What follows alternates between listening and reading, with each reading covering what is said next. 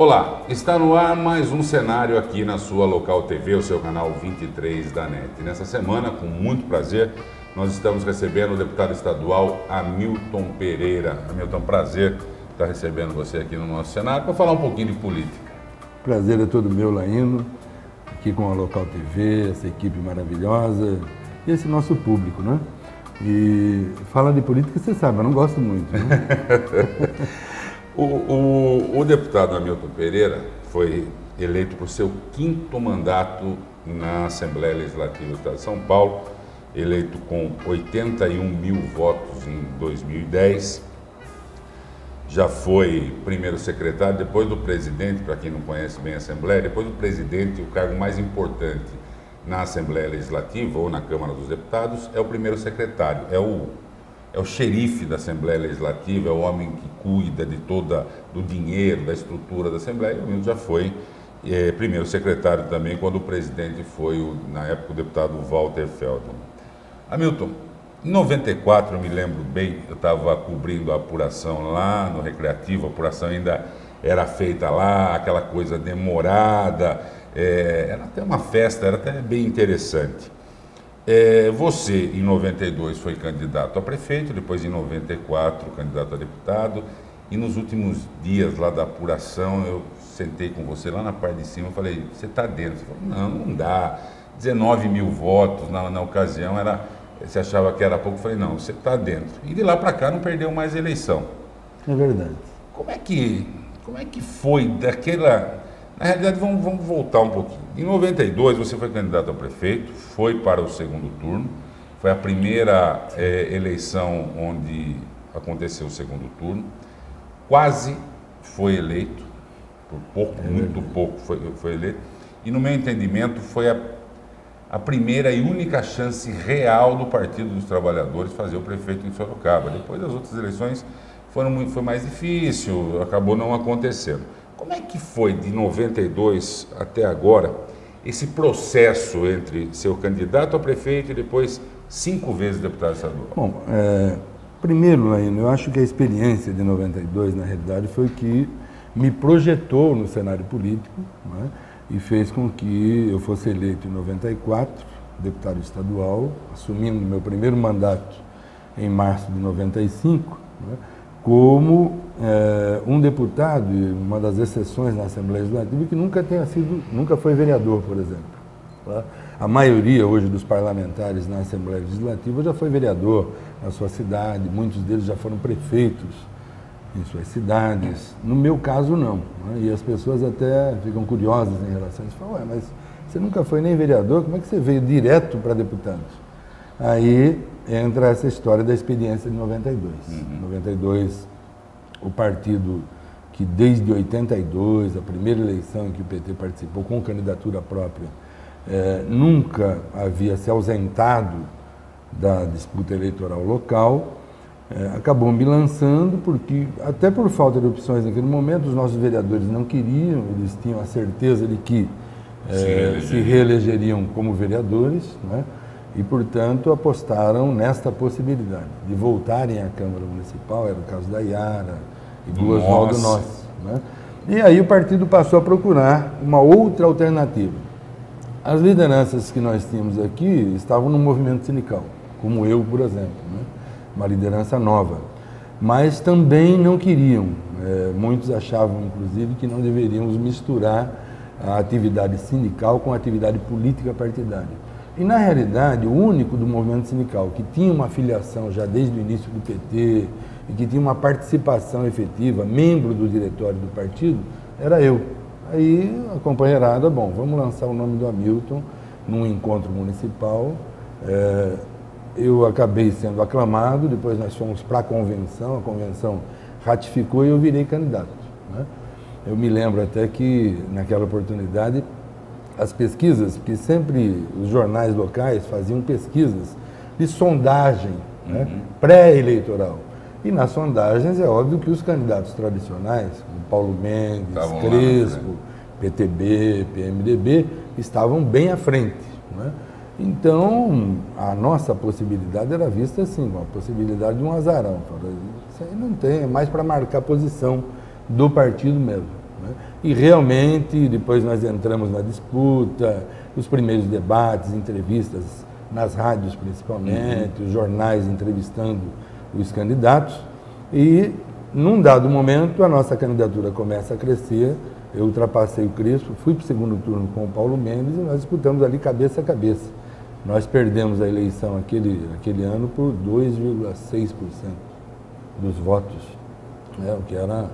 O que foi uma diferença realmente muito ínfima. Levando em consideração que, à época, o governador era o Luiz Antônio Fleury Filho, do PMDB. Exatamente. E a única chance de cidade grande do PMDB ganhar era Sorocaba, e a máquina, o governo do estado de São Paulo praticamente se transferiu aqui para Sorocaba numa campanha avassaladora contra o Partido dos Trabalhadores, contra o Hamilton na ocasião. Exatamente, mas aquela disputa, ela propiciou debate na televisão, debate nos jornais que tem expressão regional, né?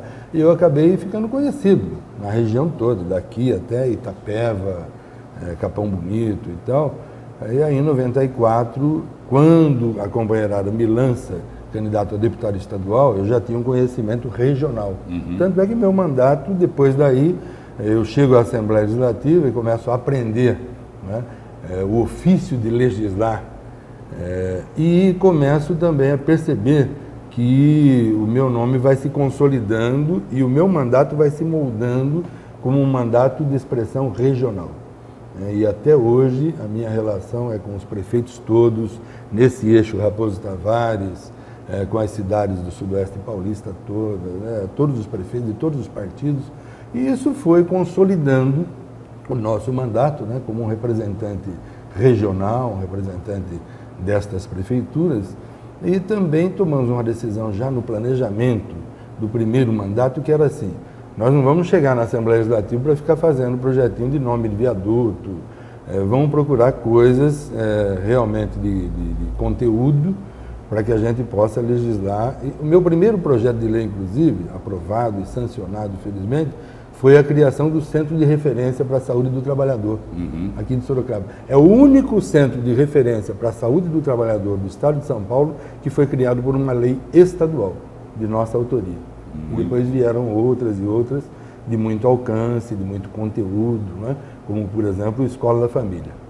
Eu reputo com a maior lei que nós temos, que nós produzimos no Estado de São Paulo desde então, né?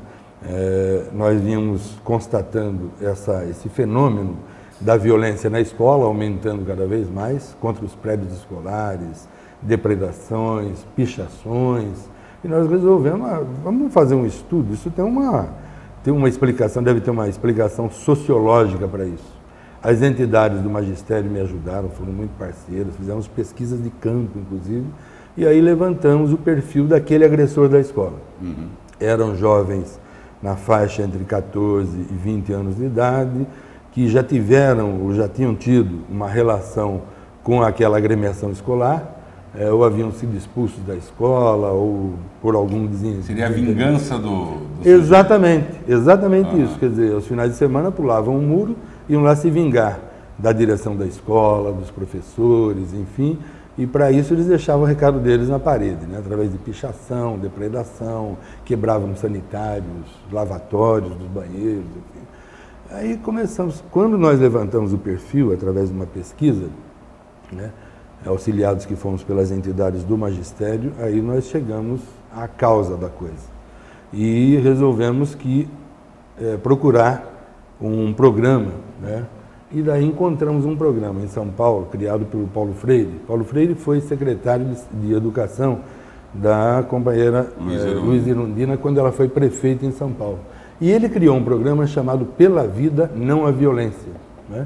Que propunha a abertura das escolas, as escolas da periferia de São Paulo, todos os finais de semana, trazendo os jovens para dentro das escolas, para atividades de esporte, lazer, cultura e arte, né? E isso derrubou a violência nas escolas, na periferia da grande São Paulo, a índices, né, totalmente insignificantes. E nós resolvemos transformar esse programa, obviamente, procuramos à época os auxiliares do Paulo Freire, que o ajudaram a conceber esse programa, e aí criamos o programa interdisciplinar de participação comunitária no enfrentamento à violência nas escolas, que depois o Covas sancionou, trata-se da Lei 10.312 de 99, dando o primeiro nome que ele deu foi Parceiros do Futuro, né? Depois, com o falecimento dele, daí troca de secretário de Educação do Estado de São Paulo, chegou Chalita no lugar da Teresa Rosenegauer, né? E o Chalita mudou, inclusive, a concepção do programa, colocou os jovens universitários para interagirem com essa juventude e monitorarem esses programas e tal. Foi muito bom esse programa enquanto durou. E em 2008, infelizmente, o governador José Serra cortou 50% de todos os recursos que mantinham o programa e as escolas voltaram a se fechar no final de semana. Nós estamos conversando essa semana aqui no nosso cenário com o deputado estadual Hamilton Pereira. Nós vamos para um breve intervalo e voltamos já. A La Rioja é um grupo que estuda e planeja a melhor forma de melhorar a cada dia. Com equipamentos avançados, tecnologia e treinamento de funcionários. Trabalhamos muito, estamos na busca de sempre fazer o melhor, desde o seu alimento até a construção do seu lar. Fazemos tudo isso porque você e sua família são nossas maiores conquistas. La Rioja, nessa marca, você pode confiar. Estamos de volta com o cenário dessa semana, aqui na sua Local TV, seu canal 23 da NET, conversando com o deputado estadual Hamilton Pereira, do Partido dos Trabalhadores. No primeiro bloco, a gente falava aí de quando você foi candidato a prefeito, depois em 94 você elege deputado, e a partir daí fazendo um trabalho na Assembleia Legislativa, e eu entendo que o deputado, o vereador, quem quer que seja o legislador, quando ele entra num lugar a primeira vez, acontece. Você é um sindicalista, foi vice-presidente do Sindicato dos Metalúrgicos de Sorocaba, um sindicato fortíssimo aqui da cidade, do estado de São Paulo, do Brasil, um sindicato realmente com uma estrutura muito forte. E se elegeu a primeira vez. A primeira vez pode ser um acidente de percurso. Agora, se reeleger sucessivamente e chegar no 5º mandato, tem que mostrar se não dá para fazer dia do corintiano, dia do palmeirense, dia disso, daquilo, nome de viaduto, coisa que o valha. Tem que mostrar serviço mesmo. Como é que é aquela estrutura, como é que é chegar e tocar esse trabalho na Assembleia? Bom, a Assembleia Legislativa é composta por 94 parlamentares, distribuídos por 15 partidos diferentes, né? Então, o que a gente começa a aprender logo de cara é que, assim, você apresentar e aprovar um projeto, porque você chega lá, as pessoas já te avisam, né? Os deputados que já estão lá, já têm experiência, e falam assim, olha, aqui, se você tentar enfiar projetos, programas e tal, na base da força, na base só do discurso e tudo mais, você vai ter muita dificuldade, porque aqui tem deputados que se elegem, passam 4 anos, nem se reelegem porque não apresentaram ou não aprovaram uma proposta sequer. Aqui você tem que conversar muito, tem que convencer os seus pares e tal. Então, eu aprendi, porque no movimento sindical você dialoga muito. Era um diálogo com os sindicatos patronais, né? Então, e já tinha uma certa embocadura também para microfone, por causa das grandes assembleias que nós fazíamos, a experiência do caminhão de som, né, nas portas de fábrica e tudo mais.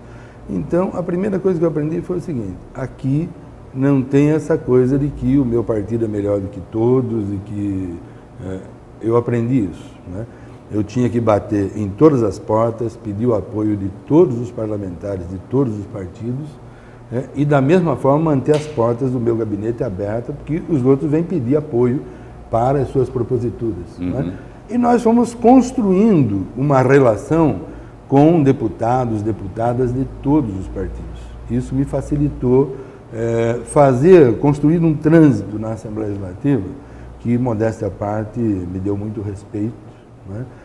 Eu ajudei muitos outros companheiros, muitos outros parceiros lá de outros partidos em projetos que eu julgava, eu considerava de alcance social. Eu falava, esse projeto precisa de ajuda, né? Aprovamos agora, no final do ano de 2012, o projeto que proíbe a comercialização de brinquedos, né, que imitem armas. De um deputado lá, do PR, e que nós abraçamos essa causa, ajudamos ele, fomos conversar com outras bancadas também e tal, e conseguimos a aprovação desse projeto dele, né, no final do ano, o que foi muito bom para a Assembleia. Então, é assim, nós construímos uma relação de muito diálogo, de muito entendimento com todas as bancadas, com todos os partidos, né? Isso abriu caminhos para que a gente pudesse ser, eu sou hoje um dos parlamentares, sem falsa modéstia, com o maior número de leis aprovadas no estado de São Paulo.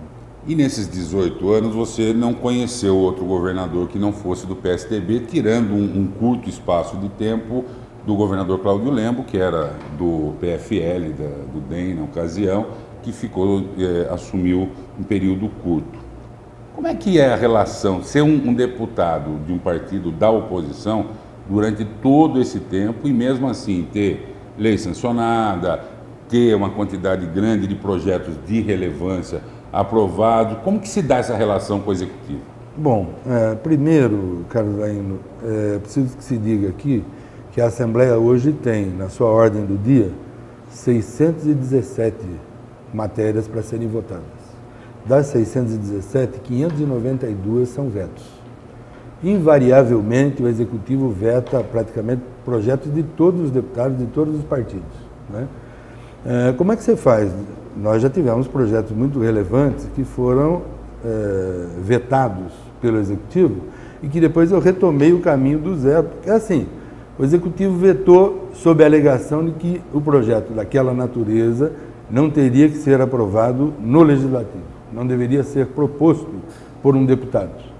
O que é que eu fiz em algumas questões de matéria de bastante relevância, como, por exemplo, a criação do Parque Estadual do Jacupiranga, né? Eu reiniciei negociando com o Executivo. Nós tivemos, por exemplo, o projeto do Jacupiranga, do Parque Estadual do Jacupiranga, o Ministério Público, né, um dos promotores do meio ambiente do Estado de São Paulo, entrou com uma DIN na Justiça e revogou a nossa lei. Revogou a nossa lei. Porque exatamente sob a alegação de que aquilo lá não cabia ao Poder Legislativo, mas ao Executivo, patrocinar uma lei daquela natureza. O que eu fiz?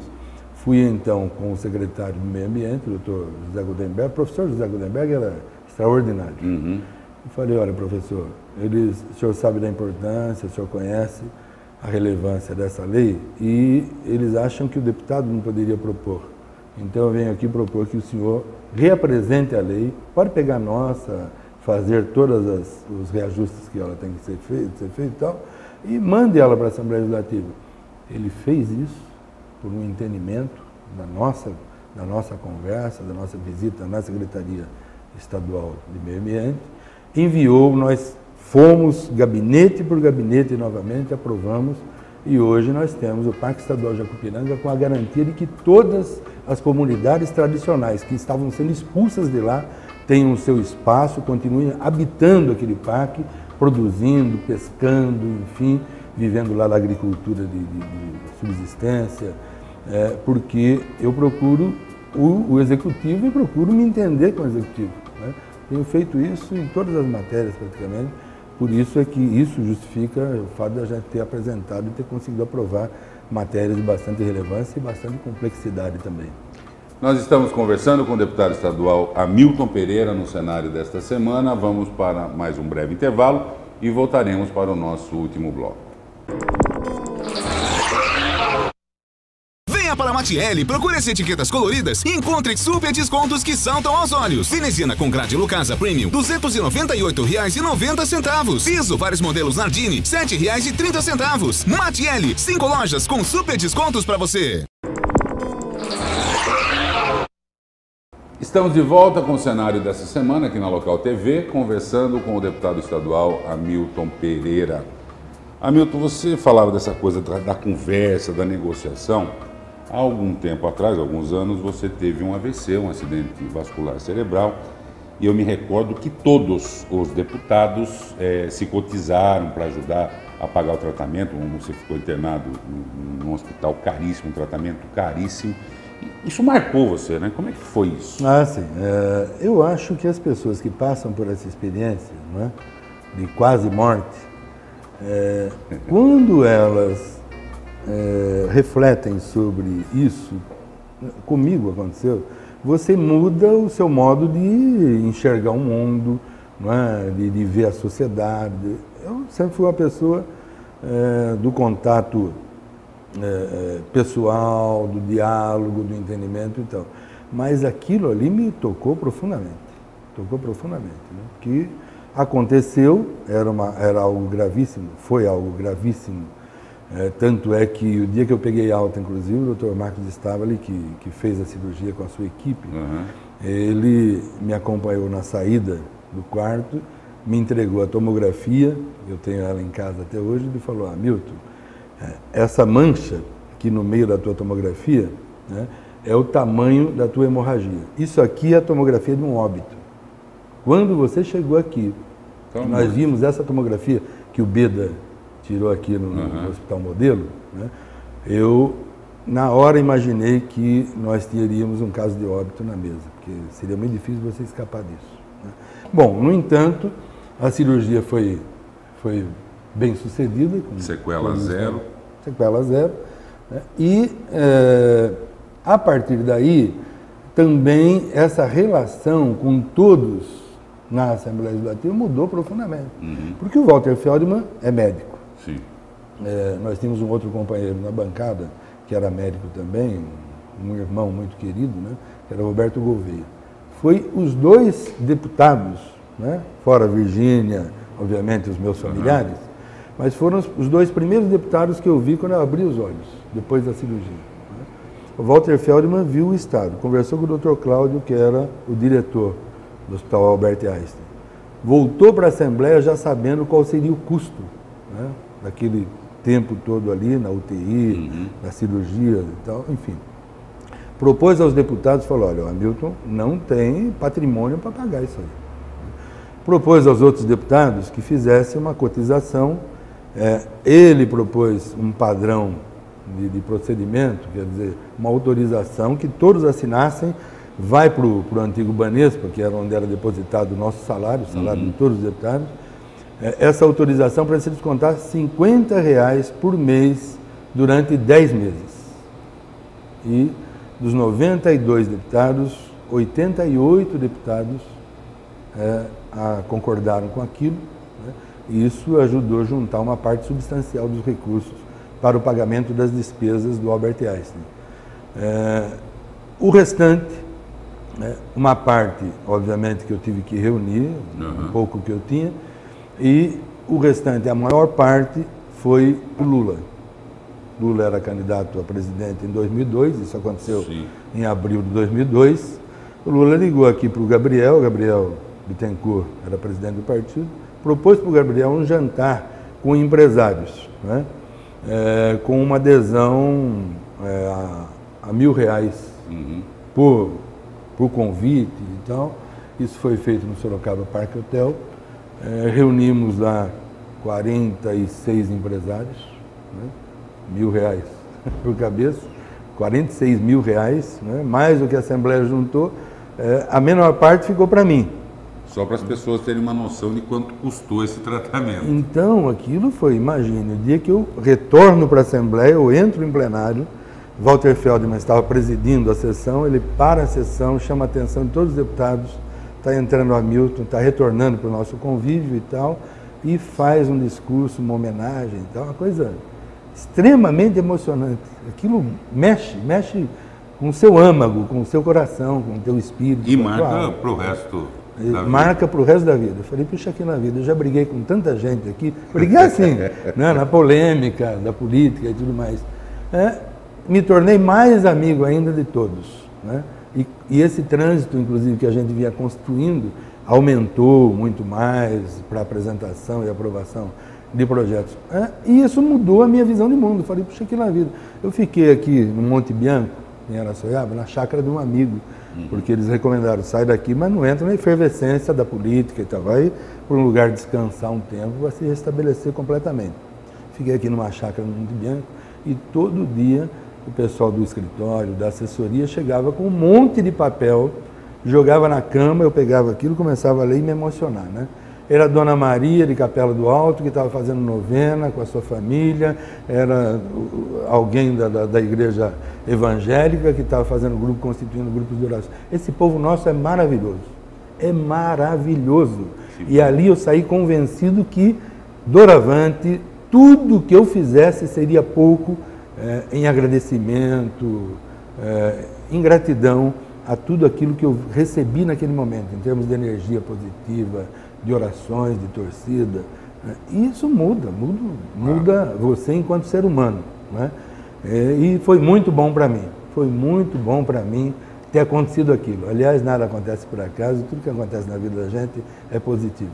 Que bom. Ele está quase no fim, Hamilton. Eu queria que você, para encerrar o nosso programa, um assunto que já faz anos que você vem defendendo, uma bandeira que não é importante só para Sorocaba, é importante para toda a nossa região, que é a criação da região metropolitana de Sorocaba. A gente tem ouvido muita gente falar de desenvolvimento regional, desenvolvimento efetivo da região, montadora chegando, já vai Porto Feliz recebendo uma fábrica grande por conta disso. Todo mundo sai ou não sai? Ou o governador só está dando, como diz aí a moçada, está dando um sambari no Hamilton Pereira? Vai sair uma lei, né, que organiza regionalmente esta nossa região. Né? O aglomerado ou a própria região metropolitana. Uhum. A região metropolitana, é o projeto de lei complementar número 33 de 2005, está pronto para a ordem do dia. O nosso telespectador não sabe o que é a ordem do dia, nem tem obrigação de saber. Pronto para a ordem do dia, no linguajar parlamentar, está pronto para ser votado em plenário. Passou por todas as comissões de mérito, está pronto para ser votado em plenário. Só que o governador, inclusive numa das visitas que fez a Sorocaba, disse que não iria não concordava com o projeto que cria a região metropolitana de Sorocaba e queria enviar um outro projeto, de outra natureza, que criasse uma aglomeração urbana aqui para Sorocaba, como ele criou no ano passado para Jundiaí. Né? E, por conta disso, não foi votado ainda. O Colégio de Líderes da Assembleia, e tampouco o presidente, decidiu colocar em votação em plenário. Estão aguardando agora uma definição do Palácio, do governador Geraldo Alckmin, em relação a isso. Mas que vai sair, vai.